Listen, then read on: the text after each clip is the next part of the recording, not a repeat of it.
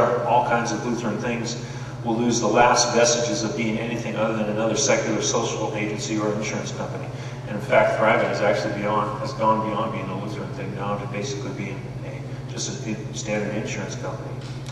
87% of the funding for Luther Seminary comes from non-ELCA sources, which have indicated that they will go away if these changes are made. So think about that impact in terms of seminary education and whatnot. And the ELCA healthcare and pension plans for pastors and church workers can also expect problematic impacts as they minister to the unique health problems and the generally compromised health status of gay and lesbian persons in the church. Now, there's a lot of argument that will occur around that one, but it happens to be true that gay and lesbian people do have unique health status problems, which will have an impact on the expenses that churches are expected to carry. My seventh reason, and this is where we get kind of personal.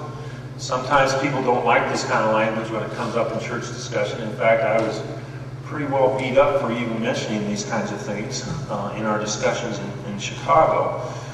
But it's the seventh basic reason for why it's a bad idea to do these kinds of things is that in the final analysis, gay and lesbian expression is unhealthy for the community itself. The data from the Census Bureau of the United States indicates that a person who enters a gay male lifestyle, on average, has basically sentenced himself to an 18-year terminal illness. Within 18 years, he will be dead. The Census Bureau statistics on that, gay males have the lowest life expectancy of any group within the population. I think at the time that this study was conducted, it was something like 42 years was the average life expectancy of a gay male. And amazingly enough, given the issues that occur with heterosexual women and pregnancy and those kinds of things, the health challenges that occur with pregnancy, even lesbian females have a lower life expectancy than heterosexual females.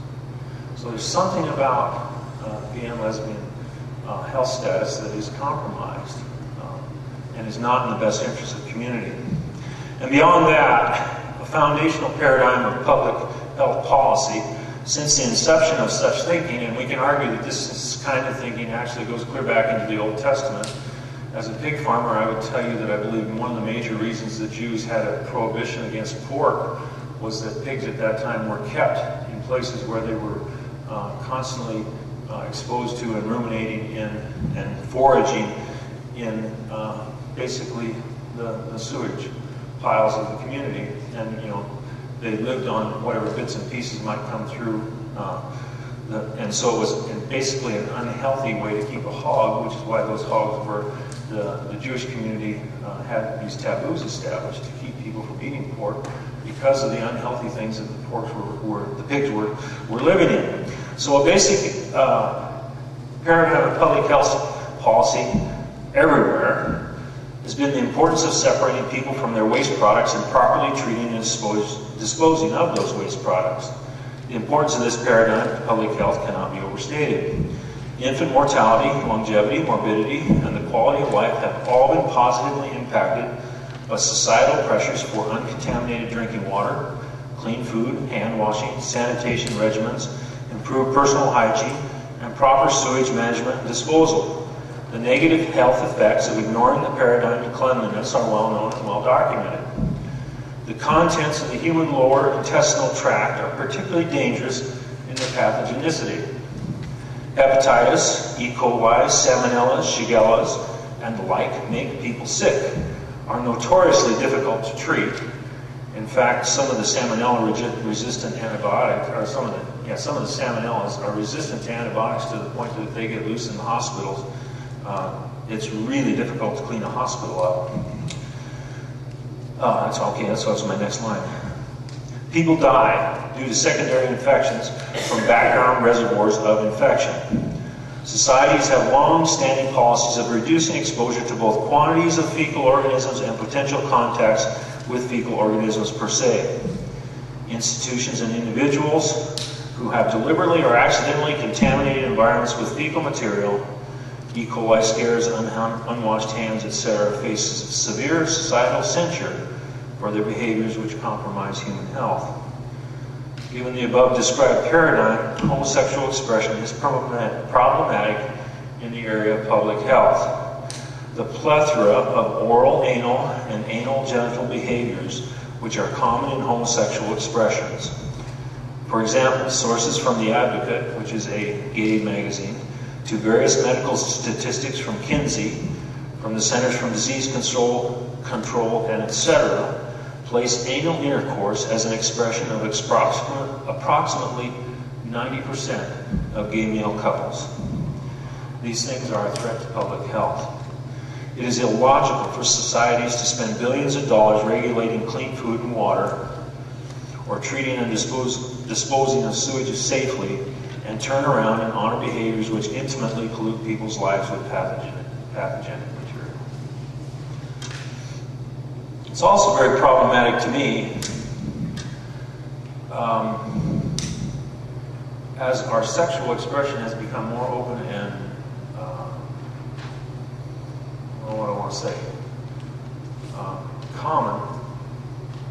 I can tell you bluntly, as a young man, in my late teens, early 20s, I read Playboy occasionally. Not read for the articles, of course, not the pictures, you know. But it was interesting to me that in the days when I was reading this, you know, which was probably 30, 35, 40 years ago, the big thing that Playboy used to talk about was the, you know,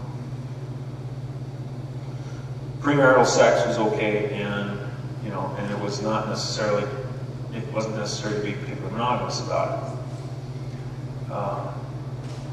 Having recently run across, not too long ago, a more recent issue of Playboy, there was an interview in there with one of the playmates asking her what her opinion of anal intercourse was. And it was interesting to me that something that 40 years ago never crossed the mind even of Playboy today is something that they ask about and wonder. And her response was, well, it's something that adds to the variety of life and yada, yada, yada. So it is not just simply, you know, gay behaviors here, but there's behaviors that are starting out across the spectrum which are impacting society as a whole. Which leads us to item 6 on the list. These things are not only unhealthy for communities, they are unhealthy for individuals. The following quote is from an RN who has worked in the gay community. It doesn't take someone trained in medicine to recognize that a lifetime of anal sex does not do great things for the body. As troubling as that statement sounds, there is no logical argument against it. Thus, even lay people recognize what should be obvious, especially to those trained in medicine and who know the basic facts about homosexuality. It seems to me that medical professionals should be more aware and concerned about the consequences of habitually engaging in promiscuous anal intercourse and other oral anal practices of active homosexuals. The risk of anal cancer soars for those engaging in anal intercourse.